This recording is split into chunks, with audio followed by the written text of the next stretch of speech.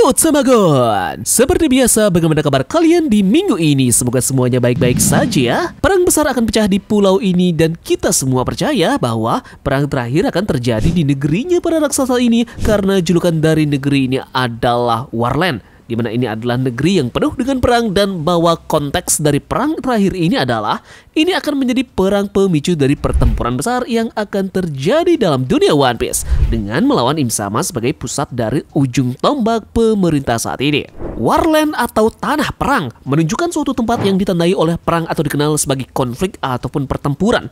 Mengapa perang terjadi di Elbaf? Para raksasa Elbaf tentu memilih Egghead dengan memihak Luffy. Saturnus pernah berkata di sana kepada raksasa bahwa jika mereka berada di sisi dari tepi jerami, maka mereka harus menghapus raksasa ini dari sejarah dunia bersama dengan Luffy. Pemerintah dunia gagal di Egghead sebagian besar karena para raksasa, dan mereka mungkin akan mengejar raksasa ini ke tempat persembunyiannya.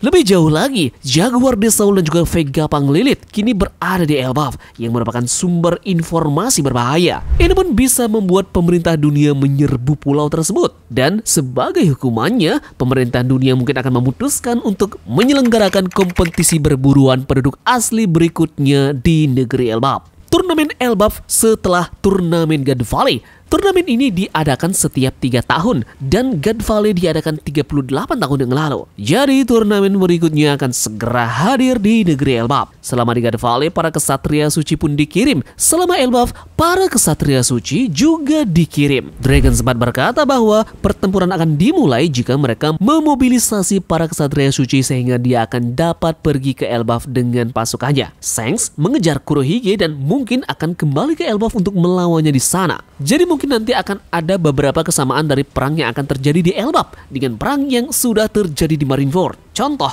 di Marineford, Akainu datang dan membunuh Ace. Sementara di Elbaf, Sabo mungkin saja akan membalaskan dendam dari Ace dan mengalahkan Akainu di sana. Di Marineford juga, Shanks datang untuk mengakhiri perang ini. Sementara itu di Elbaf, perang terakhir mungkin saja akan berakhir dengan kematian dari Shanks. Shanks mungkin mati dalam perang terakhir di Elbaf di tangan dari Kurohige. Semua itu karena bertemu dengan saudaranya. Di Marineford, Shanks mengembalikan topi jerami ke Luffy. Di Elbaf sendiri, Luffy mungkin akan memberikan topi jerami miliknya kepada Shanks yang sedang sekarat. Jadi Luffy mungkin masih mempunyai kesempatan untuk mendengar kata-kata terakhir dari Shanks, seperti dia bisa mendengar kata-kata terakhir dari Ace pada saat di Marineford. Jadi kematian dari Shanks di turnamen Elbaf akan mengakhiri karakternya dengan sempurna dalam cara yang sangat ikonik.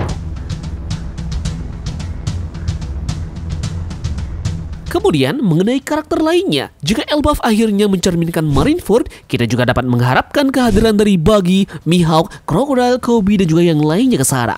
Jadi di sana juga kesatria suci sudah muncul dan bergerak. Tentu saja revolusioner akan juga bergerak, itu langsung dikatakan oleh Dragon. Mengingat kali ini pemimpin dari kesatria suci yang muncul di Pulau Elbaf ini, maka menarik perhatian dari Dragon untuk segera merapat ke tempat tersebut. Jadi pertarungan dengan kesatria suci kali ini di Pulau para Raksasa tidak akan bisa terbantahkan lagi. Belum lagi posisi dari Gorosei saat ini sudah dipegang oleh Garling, yang dimana sekarang dia menduduki jabatan sebagai orang yang memegang kendali atas Saints. Tamagon sempat berteori kemarin dalam video sebelumnya yang menyebut bahwa Garling akan segera menuju ke Elbaf, mengingat karena dia akan melakukan eksperimen terhadap Pulau Elbaf dengan ada keunikan yang terjadi di pulau tersebut, di mana terjadi proses gigantifikasi manusia yang menyebabkan beberapa manusia di sana bisa saja berubah menjadi seorang raksasa jika mereka terlalu lama diam di pulau tersebut. Dengan adanya hal ini, Garling akan otomatis ke sana dan tentu saja bentrok antara Dragon dan juga mantan dari pemimpin kesatria suci ini tak akan bisa terelakkan lagi. Jadi, mengapa Dragon yang cocok untuk melawan Garling? Jawabannya cukup sederhana, yakni di awal kemunculan kesatria suci, Dragon benar-benar mengatakan bahwa dia akan mulai bergerak setelah kesatria suci ini juga akan digerakkan. Nah, berhubung juga dengan Dragon yang juga sempat menjadi bagian dari marinir dan juga pemerintah dunia. Jadi tentu saja dia mengetahui pasti apa dan bagaimana cara melawan sosok dari Vigarland yang satu ini. Nah, dan dari sinilah besar kemungkinan kemampuan dari Dragon pun akan terungkap. Tidak diragukan lagi, buah iblis yang dimilikinya pasti akan muncul dan dia gunakan berhubung. Musuhnya kali ini benar-benar pasukan elit yang diberi oleh pemerintahan dunia. Dan bahkan bisa dibilang ya, Garling mungkin akan setara dan bahkan melebihi ekspektasi kita nanti dalam hal kekuatannya. So, kita akan melihat bagaimana kemampuan dari buah iblis Dragon akan bekerja untuk melawan Gorosei ini, dan kemisteriusan dari kemampuan dari Dragon pun akan pecah. Nah, mengenai kemampuan dari Dragon ini, ada sebuah spekulasi yang baru di mana ini berhubungan dengan mitologi Aztec. Jauh sebelum suku Aztec, ada budaya yang bernama Toltec, dikenal sebagai budaya pra-Columbus Mesoamerika. Penguasa negara yang berpusat di Tola, Meksiko selama periode klasik epik dan awal pasca klasik Mesoamerika. Nah, seperti apa masyarakat Toltec ini? Masyarakat ini dikenal sebagai budaya yang sangat kuat dan suka berperang.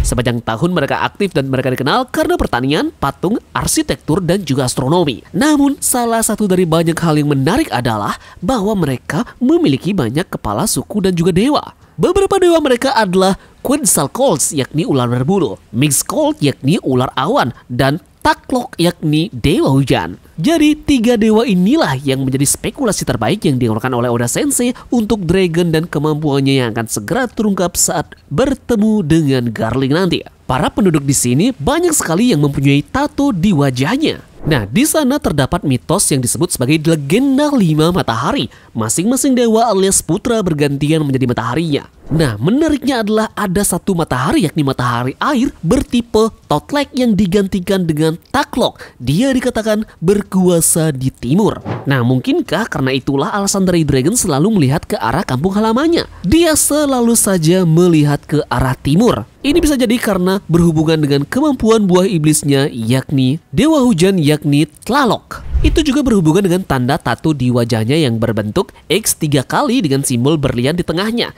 Ini mewakili 3 matahari, hujan, dan matahari yang lainnya. Jadi, bagaimanapun tidak bisa dipungkiri ya bahwa kemampuan dari Dragon akan muncul saat melawan Garling, dan ini merupakan hal yang wajib dilakukan karena musuhnya tersebut juga mempunyai kemampuan sihir yang sudah diterimanya saat dia sekarang menjabat menjadi Gorosei baru.